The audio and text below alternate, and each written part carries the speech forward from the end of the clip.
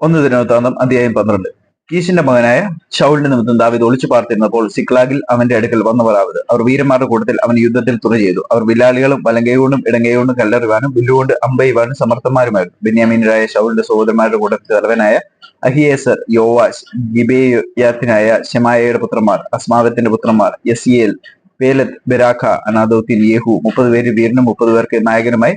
ഗിബെയോന്യനായ ഇശ്മയ്യാവ്, ഇരമ്യാവ്, യഹസിയേൽ, യോഹാനാൻ, ഗെദേരാത്തിനായ യോസാബാദ്, എലൂസായി, യെരീമോത്ത്, ബേൽഡിയാവ്, ശെമരിയാവ്, ഹരൂഫിനായ ശെഫത്യാവ്, എൽക്കാന, ഇഷിയാവ്, അസരേൽ, കോരഹിരായ യോവേസർ, യാശോബ്യാം, ഗദോരിൽ നിന്നുള്ള യെരോഹാമിന്റെ പുത്രന്മാരായ യോവേല, സെബദ്യാവ്. പരിചയം: കുന്തവും എടുപ്പാൻ പ്രാപ്തിയുള്ള വീരന്മാരും യുദ്ധാഭ്യാസികളും ഗാദിരെ പിരിഞ്ഞു വന്ന് മരുഭൂമിയിൽ ദുർഗത്തിൽ ദാവീദിനോട് ചേർന്നു. അവർ സിംഹമുഖന്മാരും മരകളിലെ മാൻപേടകളെ പോലെ വേഗതയുള്ളവരുമായിരുന്നു.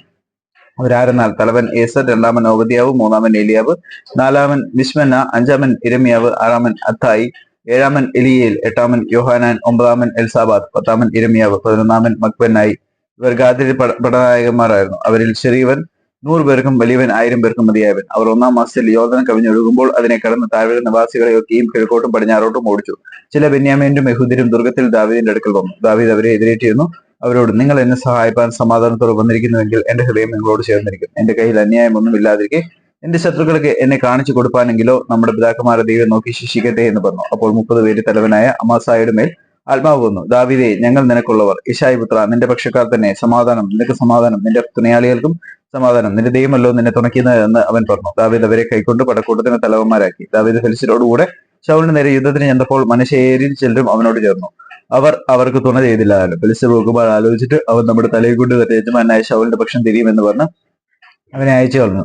അങ്ങനെ അവൻ സിക്ലാഗിൽ ചെന്നപ്പോൾ മനുഷ്യരിൽ നിന്ന് അജ്നാഹ്, യോസബാദ്, യദീയേൽ, മീഖായേൽ, യോസാബാദ്, ഇലിഹു, സില്ലെഥായി എന്നീ മനുഷ്യ സഹസ്രാധിപന്മാർ അവനോട് ചേർന്നു. അവരൊക്കെയും വീരന്മാരും പടനായകന്മാരും ആയിരുന്നുകൊണ്ട് കവർച്ചക്കൂട്ടത്തിന്റെ നേരെ ദാവീദിനെ സഹായിച്ചു. ദാവീദിനെ സഹായിക്കേണ്ടതിന് ദിവസം പ്രതി ആളുകൾ അവന്റെ അടുക്കൽ വന്നു. ഒടുവിൽ ദൈവത്തിന്റെ സൈന്യം പോലെ വലിയൊരു സൈന്യമായി തീർന്നു. യഹോവയുടെ വചന പ്രകാരം ശൗലിന്റെ രാജ്യത്തും ദാവീദിനെ ആക്കുവാൻ യുദ്ധസന്നദ്ധരായ ഹെബ്രോനിൽ അവന്റെ അടുക്കൽ വന്ന തലവന്മാരുടെ സംഖ്യകളാവത്: പരിചയം കുന്തവും എടുത്ത് യുദ്ധസന്നദ്ധരായ യഹൂദ്യർ 6800 പേർ, ശിമയോനിൽ ശൗര്യമുള്ള യുദ്ധവീരന്മാർ 7100 പേർ, ലേവ്യരിൽ 4600 പേർ, അഹരോന്യരിൽ പ്രഭു യഹോയാദ അവനോടുകൂടെ 3700 പേർ, പരാക്രമശാലിയായി യൗവനക്കാരനായ സാദോക്ക് അവന്റെ പിതൃഭവനത്തിലെ 22 പ്രഭുക്കന്മാർ, ശൗലിന്റെ സഹോദരന്മാരായ ബെന്യാമീനിൽ 3000 പേർ.